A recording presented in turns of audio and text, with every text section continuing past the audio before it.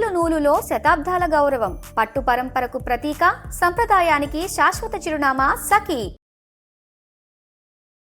నమస్తే రమగారు. నమస్తే జయ. రమగారు, ఏదన్నా గొడవలైనప్పుడు, ఇష్యూస్ అయినప్పుడు కక్షలు, కార్పణ్యాలు, ప్రతీకారాలు నేను తీర్చుకుంటాను, ఆ ప్రతీకారం తీర్చుకునే వరకు నేను నిద్రపోను, శబదాలు చేస్తూ ఉంటారు. అవును, ఇలాంటివి ఏమైనా స్టోరీస్ ఉన్నాయండి? రాజుల కథల్లో కనిపిస్తాయి కదా జయ. ఆ, రాజుల కథల్లో చాలా అద్భుతంగా కనిపిస్తాయి. బ్రహ్మాండమైన కథలు.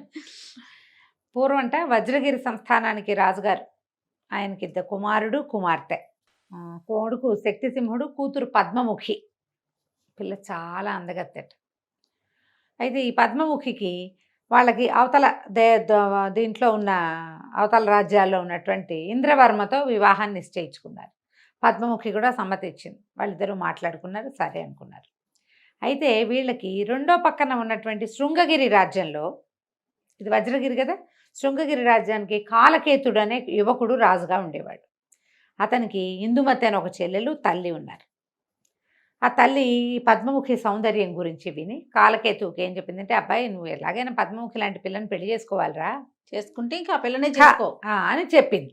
చెప్పేసరికల్లా ఇతను ఏం చేశాడు, సరేనని ఒకసారి రెడీ అయ్యి కొద్ది చిన్నపాటి సైన్యం స్నేహితులతో కలిసి ఈ వజ్రగిరి వెళ్ళి రాజుగారిని కలిసాడు. కలిసేసరికల్లా ఆయన పెళ్లికి నిరాకరించాడు. మా అమ్మాయికి ఇంద్రవర్మతోటి వివాహం కుదిరిపోయింది, సారీ క్షమించు, వివాహం చేయలేము అనగానే ఏం చేస్తాడు, మా పిల్లని నీకు ఇవ్వమన్నాక తలకాయ దించుకుని ఇంటికి వెళ్ళిపోయాడు. సరే ఊరుకున్నారు. కొంతకాలం తర్వాత ఏమైందంటే, కొండరాజులు కొంతమంది ఈ ఇంద్రవర్మ తాలూకు రాజ్యం మీద పడ్డారు. పెళ్లి కుమారుడు, వీళ్ళు పెళ్లిగా సంబంధం కుదుర్చుకున్నారుగా, ఆ కుదుర్చుకున్న రాజుగారి రాజ్యం మీదకి తగాదాగా వచ్చారు. వచ్చేసరికి అతను ఏం చేశాడు, కాబోయే మామగారికి బావమరిదైన శక్తిసింహుడికి ఉత్తరాలు రాశాడు. మా మీద కొండరాజులు విరుచుకుపడుతున్నారు, సైన్యంతో వచ్చి మరి సహాయం చేయండి అని. సరే, తెలిసింది అందరికీ. ఈ శక్తిసింహుడు తండ్రి ఇద్దరు కలిసి, రాజు కొడుకు ఇద్దరు కలిసి చాలా సైన్యాన్ని తీసుకుని అక్కడికి సహాయానికి వెళ్ళారు ఇంద్రవర్మకి.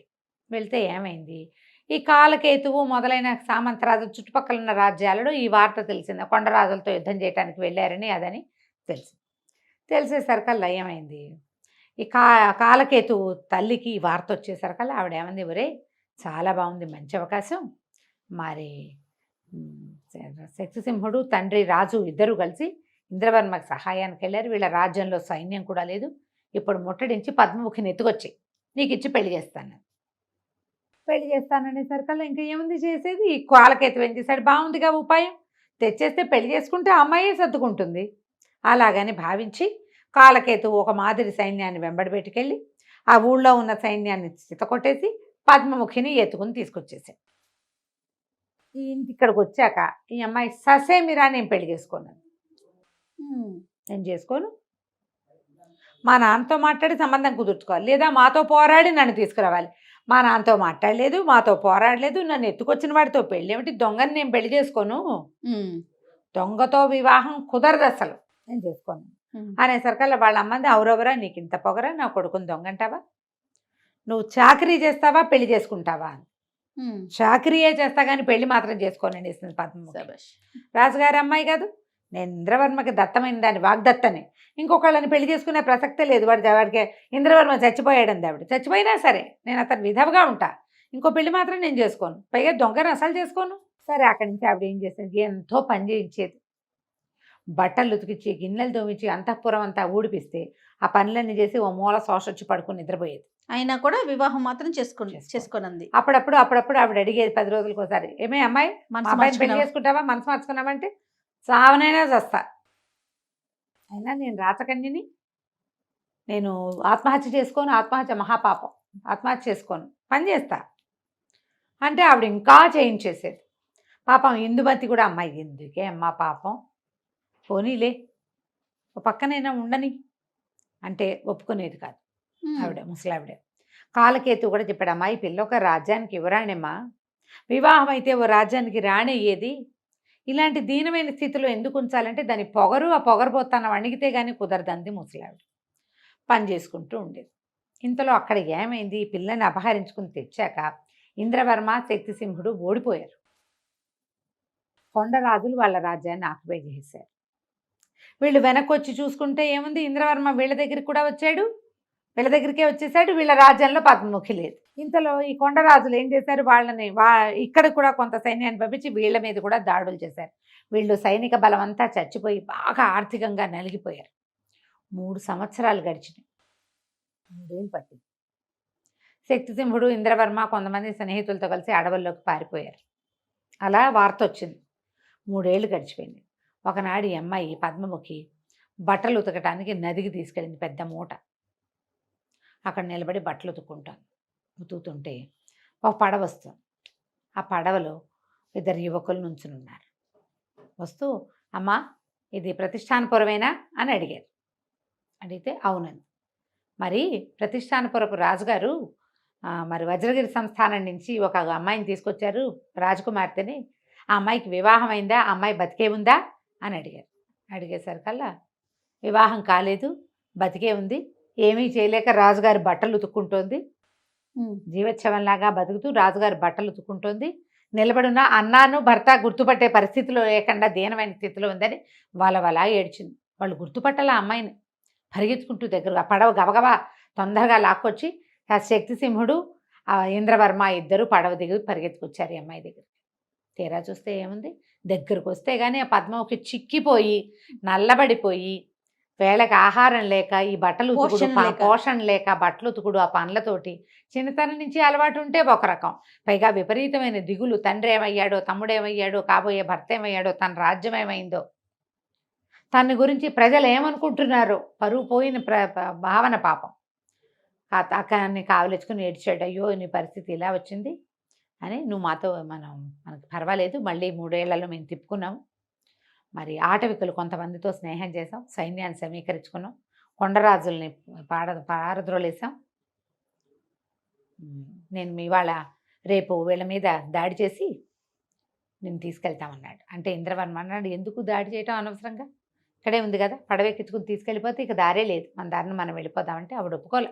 అమ్మాయి పద్మముఖి, నేను అట్లా రాను, వాడు దొంగతనంగా తెచ్చాడని మీరు దొంగతనంగా ఎత్తుకుపోవటం ఏమిటి, దొరతనంగా తీసుకెళ్ళండి, కాలకేతుని ఓడించి నన్ను తీసుకెళ్ళండి అని చెప్పేసరికల్లా సరే వాళ్ళు ఒప్పుకుని, నువ్వు జాగ్రత్తగా ఉండు, ఒక్కరోజు నీ ప్రాణాలు కాపాడుకో చాలు, 3 పూట్ల అన్నం తిను, ఎల్లుండి మేము వచ్చేసరికల్లా నువ్వు శక్తిని సంపాదించుకుని ఉండాలని చెప్పి తమ్ముడు, కాబోయే భర్త ఇంద్రవర్మ వెళ్ళిపోయారు. ఈ అమ్మాయి ఏం చేసింది, బట్టలు ఉతుకుతుందిగా ఆ బట్టలు అక్కడ బారేసి వెళ్ళిపోయింది. వెళ్ళేసరికల్లా ముసలావిడ వాకిట్లో కూర్చునింది, వాళ్ళ కోట బయట, అదే అంటే అంతఃపురం దగ్గర కుర్చీ వేసి కూర్చుంది. బట్టలు ఉతకడానికి ఎంతసేపా, అయినా బట్టలు అయిపోయింది. ఏం బట్టలు గిట్టలు నేనేం ఉతకనని, ఏమిటి పొగరికిందా, చంపేస్తానంది ఆవిడ. అనేసరికల్లా ఎట్లా చంపుతావు అని గట్టిగా గద్దిచ్చింది. గద్దిచ్చేసరికల్లా అరే దీన్ని 2 దెబ్బలు కొట్టండిరా అని సైనికుల్ని పిలిచింది ఆవిడ. పిలిచేసరికల్లా నేను రేపు రాణిని కాదలుచుకున్నాను, నా మీద చెయ్యేసిన వాడిని రేపు పొద్దున్న చెండా లెక్క తీయిస్తానని అనేసరికల్లా ఈవిడేమనుకుంది, ఓహో పెళ్లి చేసుకుంటుంది, నిజమా అంత మాట అన్నామంటే నేను రాణిని కావడం తథ్యం అని చెప్పి చకచకాలు లోపలికి వెళ్ళిపోయింది. ఇంకా ఇంత ఈవిడ ఏం చేసింది, కాలకేతుని కేకేసి, ఒరే ఈ అమ్మాయి మనసు మార్చుకుందిరా, పెళ్లి చేసుకుంటుందిట, పెళ్లి ఏర్పాట్లు చేసేసుకో, చకచకా దాని బుద్ధి మారకుందే, పెళ్లి చేసుకుందు కానీ అని చెప్పింది. ఎల్లుండి పొద్దున వీళ్ళు పెళ్లి ఏర్పాట్లలో ఉన్నారు. శక్తిసింహుడు, ఇంద్రవర్మ ఇద్దరు విరుచుకుపడ్డారు వీళ్ళ మీద. పడ్డమేంటి, కాలకెత్తుని పట్టేశారు. ఎంత మొత్తం ఆడవాళ్ళంతా అంతఃపురంలో చేరిపోయారు. ముసలావిడ, కూతురు, చాలామంది పనివాళ్ళు, రాజు పట్టుపడ్డాడని తెలిసిపోయింది. అక్కడి నుంచి ఒక సైన్యాధిపతి లోపలికి వచ్చాడు. ఇక్కడ పద్మముఖి దేవి గారు ఎవరు, ఆమెని దాసీగణంతో సహా తీసుకురమ్మన్నారు శక్తిసింహుల వారు అని చెప్పేసరికల్లా ఈవిడేం చేసింది, అమ్మాయి లేచి నిలబడి, నేనే పద్మముఖిని, ఈ ఉన్న వాళ్ళంతా నా దాసీలు అని చెప్పింది. అందులో ముసలావిడ ఉంది, ఇందుమతి ఉంది.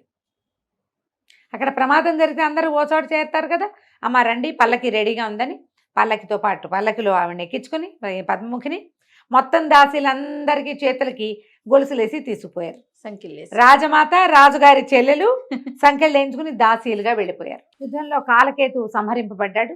ఆడవాళ్ళిద్దరూ దాసీలుగా వెళ్ళిపోయారు. సరే అక్కడికి వెళ్ళాక ఏమైంది, సరే చక్కగా అంగరంగ వైభవంగా ఇంద్రవర్మతో వివాహం చేసుకున్నాక ఈ వీళ్ళని ఏం చేద్దామన్నాడు. శక్తిసింహుడు ఏమందంటే, అమ్మాయి ఇందుమతి చాలా మంచిది, పాపం నన్ను వదినగా చూడాలనుకుంది, తను నన్ను ఏమి ఇబ్బంది పెట్టలేదు, ఇబ్బంది అంతా పెట్టింది తల్లే, అని చెప్పి ఇందుమతిని వివాహం చేసుకో అని చెప్పింది తమ్ముడికి. తమ్ముడేమో ఇందుమతిని పెళ్లి చేసుకున్నాడు. ఇందుమతి వాళ్ళ అమ్మ మాత్రం బతుకున్నంతకాలం అంతఃపుర దాసిగానే ఉంది. తన తమ్ముడి అత్తగారిని దాసిని చేసి అట్టు పెట్టింది అమ్మాయి. ఆవిడెప్పుడూ దాసిగానే ఉండాలి. పద్మముఖి వివాహం చేసుకుని ఇంద్రవర్మ ఇంటికి వెళ్ళిపోయింది. తనతో పాటు ఈ తమ్ముడు అత్తగారిని దాసిగా తీసుకుపోయింది. పగట్లా సాధిస్తారు. రాచరికపు కథల్లో ఈ పగ సాధించే కథలు బోల్డ్ అని కనపడతాయి. ఎక్కడ అవకాశం వస్తుందో అక్కడ అవకాశం పగని వస్తే తీర్చుకుంటారు. తీర్చుకుంటారు. అట్లా తీర్చుకుంది. ఇందుమతి కూడా ఏమీ మాట్లాడలేదు. ఇలా మరి రాచరికంలో జరిగేదే ఇది. తన తల్లిని దాస్యం చేసినందుకు పగ తీర్చుకోవాలి అమ్మాయి. తనని దాస్యం చేయకుండా రాణిని చేసినందుకు వదిన గారి పట్ల కృతజ్ఞతగా ఉంది. బాగుందండి. కథ కంచికి మనం ఇంటికి. నమస్తే రమగారు. నమస్తే.